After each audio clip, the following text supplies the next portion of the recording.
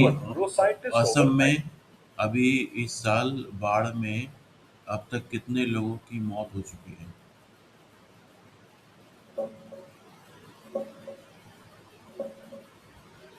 अरे भाई, तू बाढ़ की मौतों का आंकड़ा पूछ रहा है। असल में अभी असम में ही करीब 80-82 लोगों की मौत हो चुकी है इस साल की बाढ़ में। पूरे भारत का सटीक टोटल तो कोई नहीं बता रहा, लेकिन असम सबसे बुरी हालत में है। तू ये क्यों पूछ रहा है? कोई वर्तमान प्लान बना में रहा है या वर्तमान में बाढ़ में सबसे ज़्यादा प्रभावित कौन-कौन से जिले हैं?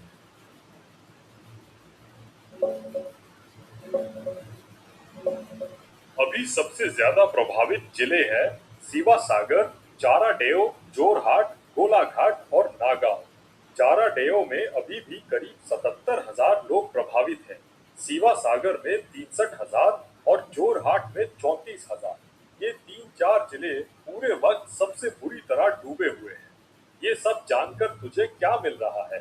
वैसे भी बाढ़ हर चरई साल। देव जिले में कितने लोग बाढ़ से प्रभावित हैं?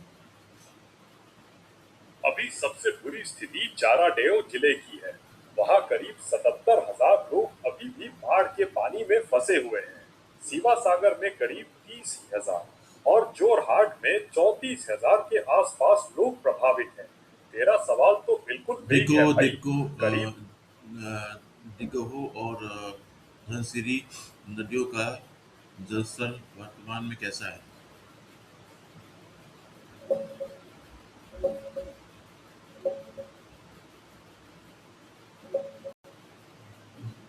बकवास सवाल है तेरा।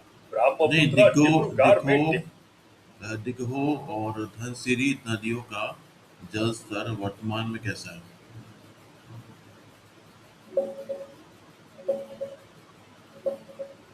हाँ हाँ हाँ, दिघो और धनसिरी।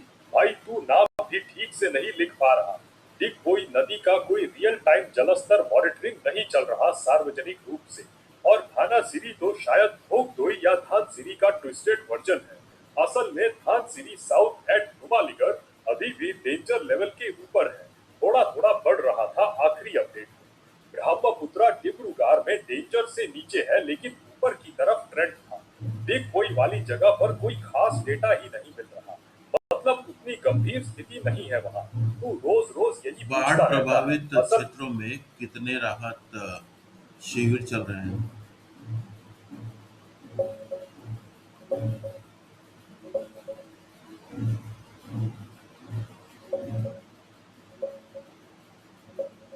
अरे भाई, तू रोज नया नया ट्विस्ट दे रहा है बाढ़ सवाल में। प्रभावित बाढ़ के क्षेत्रों में कितने राहत शिविर चल रहे हैं? अरे भाई, तू रोज एक नया नाम गढ़ लेता है। प्रभावित राज्य तत्वों में सरकार ने बाढ़ पीड़ितों के लिए बीमा दावा को लेकर क्या कदम उठाया है? राज्य सरकार ने कोई खास नया बीमा दावा प्रक्रिया नहीं चलाया है। सिर्फ रूटीन पीएमएफबीवाई के तहत फसल बीमा का दावा प्रोसेस किया जा रहा है।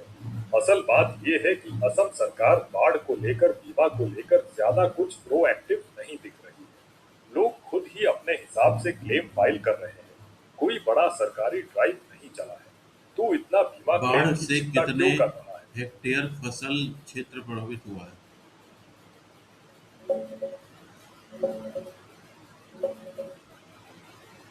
लगभग 21,500 से 45,000 हेक्टेयर के बीच फसल क्षेत्र प्रभावित हुआ है। लेटेस्ट रिपोर्ट्स के हिसाब से एक रिपोर्ट में 21,503 हेक्टेयर का आंकड़ा है। कुछ में 45,000, तो कुछ में 45,000 प्लस तक। आंकड़े रोज बदल रहे हैं। गवर्नमेंट की साइट पर एग्जैक्ट लेटेस्ट चेक कर ले। तो रोज एक नया सवाल लेकर आता है। मुख्यमंत्री हिमंत बिस्वा शर्मा ने लोन मेरोटियर के बारे में क्या घोषणा की है?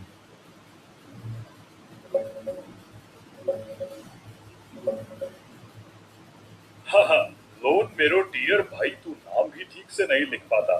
मुख्यमंत्री हिमंत बिस्वा शर्मा ने बाढ़ प्रभावित 4 जिलों सिवा सागर, चराइदेव, जोरहाट और गोलाघाट में 6 महीने का मोरेटोरियम घोषित किया है।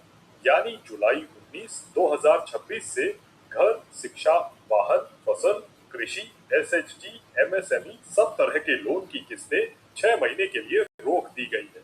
कुछ लोन की अवधि भी बढ़ाई जा सकती है। एमएसएमई वालों को ब्याज में छूट भी मिल रही है। अब बता, तेरा लोन असम फंसा राज्य हुआ है क्या? आपदा प्रबंध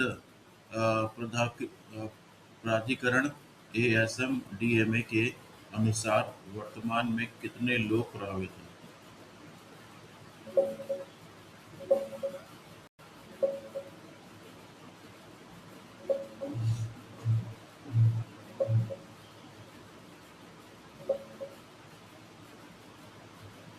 एएसडीएमए के मुताबिक अभी करीब 1.8 लाख से 2 लाख लोग बाढ़ से प्रभावित हैं।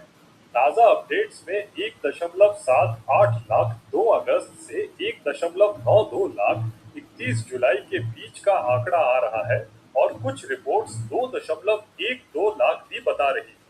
पहले ये 6.5 लाख के पार था, तो संख्या घटी है। अब सीधा जवाब दे, तो बाढ़ राहत कार्यों में NDRF और SDRF की क्या भूमिका है?